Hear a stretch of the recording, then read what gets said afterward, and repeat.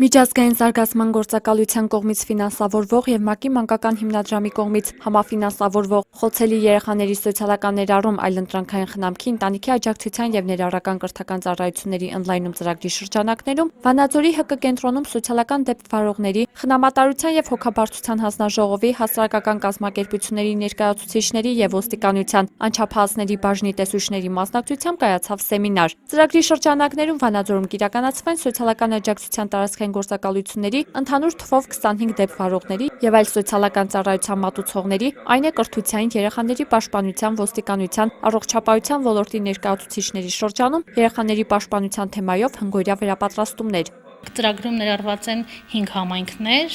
5 մարզեր՝ Երևան, Արարատ, Արմավիր, Լոռի և Սյունիք։ Ներկա պահին ավարտվել են արդեն վերապատրաստումները Լոռիում, Սյունիքում և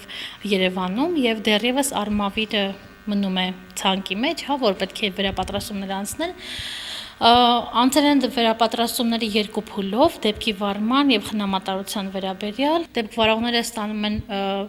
վկայականներ, որ մասնակցել են վերապատրաստմանը, 30-ժամյա վերապատրաստմանը, որը հետագայում, երբ որ արդեն կլինի կրեդիտացված համակարգ, հնարավորություն կտա իրենց նաև ունենալ կրեդիտներ ստացված ժամերի վերապատրաստման համար։ Նույն ժամանակահատվածում Լոռու մարզի Ալավերդի, Տաշիր, Ստեփանավան, Սպիտակ և Վանաձոր քաղաքներում իրականացվել են խնամատարության թեմայով մասնագիտական ֆորումներ երեխաների պաշտպանության հիմնախնդիրներով զբաղվող կառույցների ներկայացուցիչների շրջանում։ Նպատակը հանրության լայն շրջանակներում խնամատարության վերաբերյալ իրազեկության բարձրացումն է, մանավանդ որ հենց Լոռու մարզում 2005-2008 թվականների ընթացքում իրականացված փորձնական ծրագրի շրջանակներում ավելի քան 16 խնամատար ընտանիքներ ընտրվել են և հաջողությամբ գործառնում են մինչ օրս։ Ներկա պահին հասել ենք նրան, որ աշխատում ենք դեպք վարողների հետ, փորձում ենք ավելի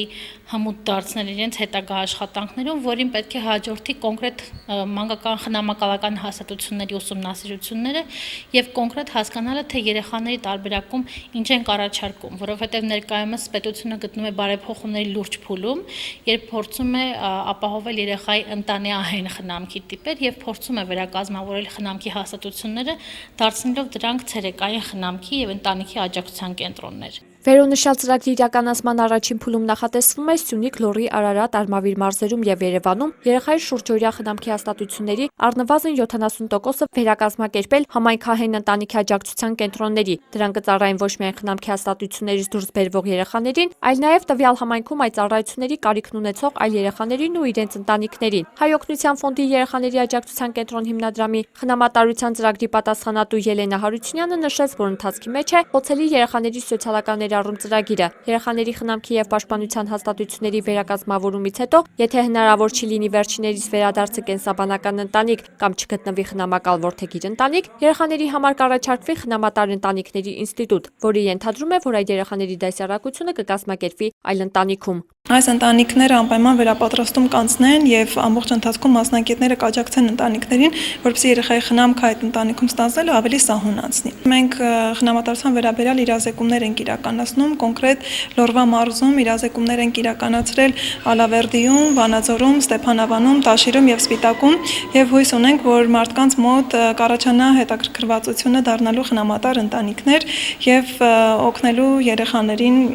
իրենց խնամքը ստանձնել այդ ընտանիքներում։ Հայ օգնության ֆոնդի երեխաների աջակցության կենտրոն հիմնադրամը, World Vision Հայաստանը, Save the Children-ը, Հույսի կամուրջը և այս կազմակերպությունների ջանքերով կփորձենք այս գործընթացը իրականացնել։ Հերմինե Այվազյան, Կամո Ծատուրյան, Լոռի հեռուստաընկերություն։